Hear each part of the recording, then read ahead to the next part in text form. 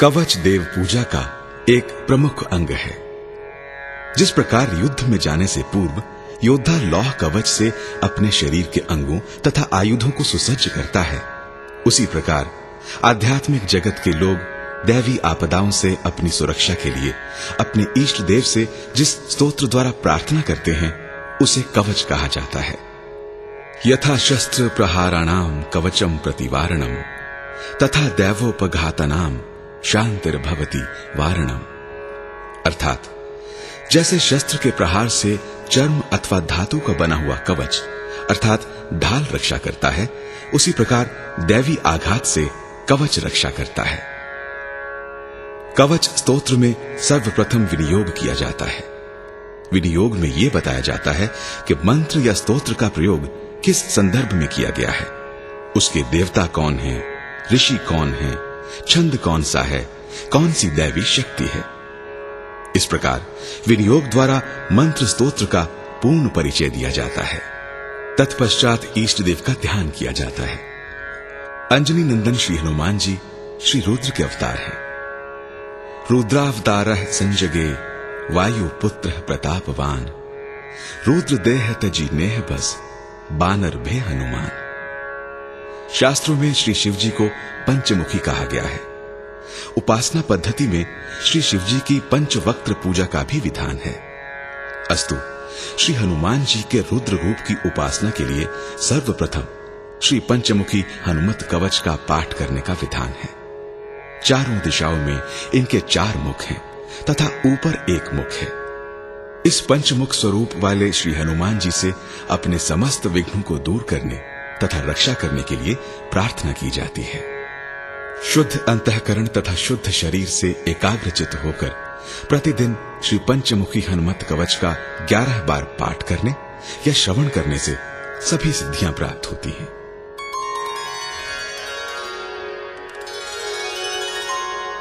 अथ पंचमुखी हनुमत कवचम।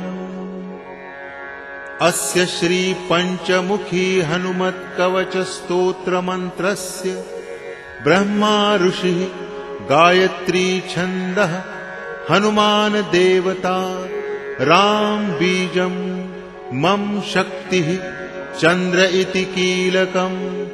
ओम रौं कवचाय हुम् ओम ह्रौं अस्त्राय फट्। ईश्वर उवाच अथ ध्यानं प्रवक्ष्यामि शृणु सर्वांग सुंदरम। तत्कृतं देवदेवेशि ध्यानं हनुमतः प्रियम्। पंचवक्त्रं महाभीमं कपियूथ समन्वितम्। बाहुभिर्दशभिर्युक्तं सर्वकामार्थ सिद्धिदम्। पूर्वं तु वानरं वक्त्रं कोटिसूर्यसमप्रभम्। दंष्ट्राकरालवदनं भ्रिकुटीकुटिलेक्षणम्। अस्यैव दक्षिणं वक्त्रं नारसिंहं महाद्भुतम्। अत्युग्रतेजो वपुषं भीषणं भयनाशनम्। पश्चिमे गारुडं वक्त्रं वक्रतुण्डं महाबलम्। सर्वनागप्रशमनं सर्वभूतादिकृन्तनम्। उत्तरं सौकरं वक्त्रं कृष्णदीप्तनभोमयम्। पाताले सिद्धवेतालं ज्वररोगादिकृन्तनम्। ऊर्ध्वं हयाननं घोरं दानवान्तकरं परम्। येन वक्त्रेण विप्रेन्द्र तारकाया महाहवे। दुर्गते शरणं तस्य सर्वशत्रुहरं परम्। ध्यात्वा पंचमुखं रुद्रं हनुमन्तं दयानिधिं। खड्गं त्रिशूलं खट्वांगं पाशमङ्कुशपर्वतं। मुष्टौ तु मोदकौ वृक्षं धारयन्तं कमण्डलुम्। भिन्दिपालं ज्ञानमुद्रां दमनं मुनिपुङ्गवम्। एतान्यायुधजालानि धारयन्तं भयापहम्। दिव्यमाल्याम्बरधरं दिव्यगन्धानुलेपनम्।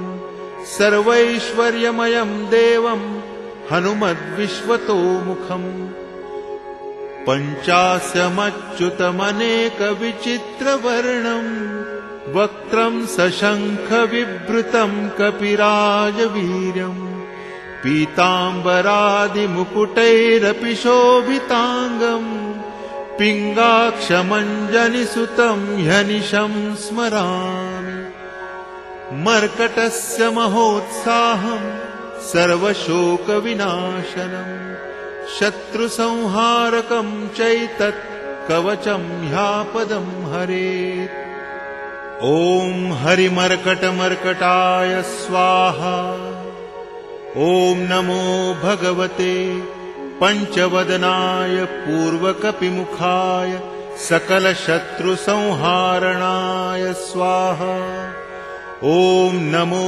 भगवते पञ्चवदनाय उत्तरमुखाय आदिवाराहाय सकलसम्पत्कराय स्वाहा ॐ नमो भगवते पञ्चवदनाय ऊर्ध्वमुखाय हयग्रीवाय सकलजनवश्यकराय स्वाहा इति मूलमन्त्रः। ॐ अस्य श्रीपञ्चमुखहनुमत्कवचस्तोत्रमन्त्रस्य श्रीरामचन्द्र ऋषिः अनुष्टुप्छन्दः श्रीरामचन्द्रो देवता सीताबीजं हनुमानिति शक्तिः हनुमत्प्रीत्यर्थं जपे विनियोगः पुनर्हनुमानिति बीजम् ॐ वायुपुत्राय इति शक्तिः अंजनीसुतायेति कीलकम् श्रीरामचन्द्रवरप्रसादसिद्ध्यर्थे जपे विनियोगः ॐ हं हनुमते अंगुष्ठाभ्यां नमः ॐ वं वायुपुत्राय तर्जनीभ्यां नमः ॐ अं अंजनीसुताय मध्यमाभ्यां नमः ॐ रां रामदूताय अनामिकाभ्यां नमः ॐ रुं रुद्रमूर्तये कनिष्ठिकाभ्यां नमः ॐ सं सीताशोकनिवारणाय करतलकरपृष्ठाभ्यां नमः ॐ अंजनीसुताय हृदयाय नमः ॐ रुद्रमूर्तये शिरसे स्वाहा ॐ वायुपुत्राय शिखायै वखट् ॐ अग्निगर्भाय कवचाय हुं ॐ रामदूताय नेत्रत्रयाय वौखट् ॐ पञ्चमुखि हनुमते अस्त्राय फट् अथ ध्यानम् श्रीरामदूताय आञ्जनेयाय वायुपुत्राय महाबलाय सीताशोकनिवारणाय महाबलप्रचण्डाय लङ्कापुरीदहनाय फाल्गुनसखाय कोलाहलसकलब्रह्माण्डविश्वरूपाय सप्तसमुद्रनिरन्तरलङ्घिताय पिङ्गलनयनाय अमितविक्रमाय सूर्यबिम्बफलसेवाधिष्ठितनिराक्रमाय सञ्जीवन्या अङ्गदलक्ष्मणमहाकपिसैन्य प्राणदात्रे दशग्रीवविध्वंसनाय रामेष्टाय सीतासह रामचन्द्रवरप्रसादाय खट्प्रयोगागम पञ्चमुखी हनुमन्मन्त्र जपे विनियोगः ॐ हरिमर्कटमर्कटाय स्वाहा ॐ हरिमर्कटमर्कटाय वं वं वं वं वं फट् स्वाहा ॐ हरिमर्कटमर्कटाय फं फं फं फं फं फट् स्वाहा ॐ हरिमर्कटमर्कटाय खं खं खं खं खं मारणाय स्वाहा ॐ हरिमर्कटमर्कटाय ठं ठं ठं ठं ठं स्तम्भनाय स्वाहा ॐ हरिमर्कटमर्कटाय डं डं डं डं डं आकर्षणाय सकलसम्पत्कराय पञ्चमुखवीर हनुमते स्वाहा ॐ उच्चाटने ढं ढं ढं ढं ढं कूर्ममूर्तये पञ्चमुख हनुमते परयन्त्र परतन्त्रोच्चाटनाय स्वाहा ॐ कं खं गं घं ngं चं छं जं झं ञं टं ठं डं ढं णं तं थं दं धं नं पं फं बं भं मं यं रं लं वं शं शं सं हं क्षं स्वाहा इति दिग्बन्धः। ॐ पूर्वकपिमुखे पञ्चमुख हनुमते ठं ठं ठं ठं ठं सकलशत्रुसंहारणाय स्वाहा।